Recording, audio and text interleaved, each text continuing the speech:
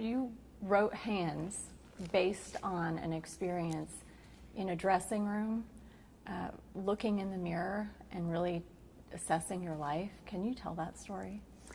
Yeah, so I had this ambitious goal when I was 15 to not be a statistic. I got myself through high school. I did okay. I had several jobs, I was paying rent. And then all of a sudden my life screeched to a halt when a boss propositioned me. And when I wouldn't sleep with him, he wouldn't give me my paycheck. And so I couldn't pay my rent. And I started living in my car. I had bad kidneys. I was having panic attacks. I was agoraphobic. I couldn't hold down another job because I kept getting sick. And I started shoplifting. And so one day I was in a dressing room. It was mostly food. I had always shoplifted food until one day it escalated to a dress. And I looked in this dressing room mirror and I was shoving this dress down my baggy jeans. And I was like, I am a statistic. I didn't beat the odds. And it was so disappointing. I had such lofty ambitions to not be a statistic. And it was so just shattering to see that I didn't do it. Despite my best efforts, I still was a statistic. How did that happen? And I realized that I would end up in jail or dead if I didn't get a grip on it. And so that really became the inspiration to develop a whole new set of tools for myself, focusing first on stealing, because I knew that was the thing that would end me up in jail and make my life take a turn that I couldn't probably get to recover from easily. That was step one. Yeah. That was a measurable thing. If I don't steal this dress, yeah, then I've made progress. Yeah, but it wasn't that easy, actually. Yeah. I stole the dress.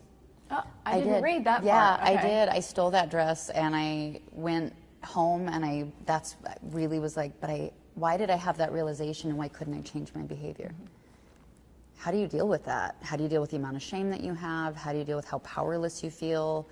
Why did I do it? Could I even look at why I did it and understand it? It took me 6 months to learn not to steal.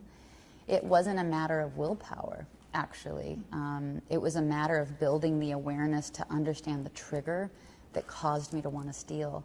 And so I had to build so much awareness to notice the stimulus that caused me the urge early enough that I could then intervene and use my willpower to not steal.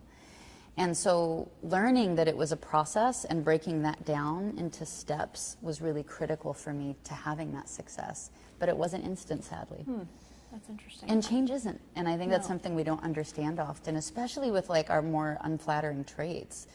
We all have aspects of our personalities we don't like. And how do we change those? You can't just disassociate from them. So how do you work with them to get them to change? And our society encourages us to hide them. Mm-hmm. And it's so fascinating. You put it out there. You're so authentic as a person, but through your music with your fans. Is that your greatest gift? You're obviously an amazing musician and artist, but is that authenticity what drives all of that? I don't. It's been the greatest gift to me. Mm-hmm. I was really lonely when I was homeless, and I realized I kind of deserved to be because nobody knew me. I never told the truth. And so how could I feel connected to people? And how could I feel connected to myself if I wasn't willing to admit the truth about myself to me? And so I decided to start being honest. Decided to be honest in my writing and then to say it out loud. Like the game going from the inner world to the scene world. And so my first show was me singing about all of it. The stealing, the panic attacks, my hopes, my dreams, the good, the bad. And there was only 2 people in this coffee shop. They felt all of it. They felt all of it. And they cried and I cried and they were like, I didn't know anybody else felt this way. And I was like, I didn't know anybody else did. And that risk was rewarded with people we hugged.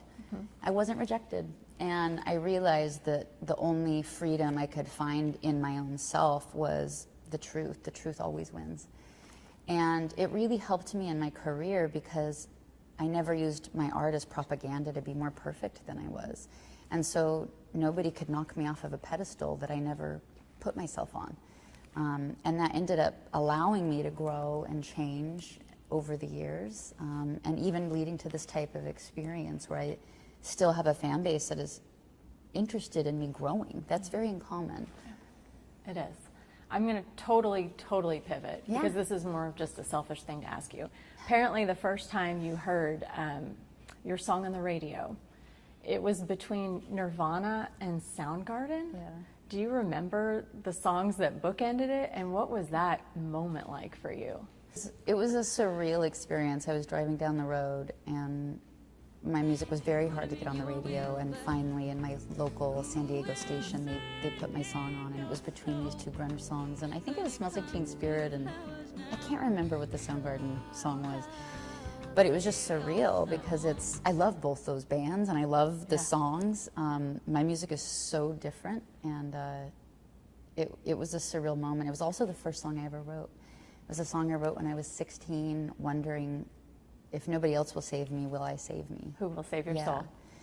And so to have that be, I get chills, but like to have that be the first song, you know, that questioning, that me trying to be accountable for me was really special. I mean, man, what about a listener on the radio that hears Kurt Cobain and then shifts to this Who Will Save Your Soul? I mean, that is a complete shift, and the magic of radio, I guess.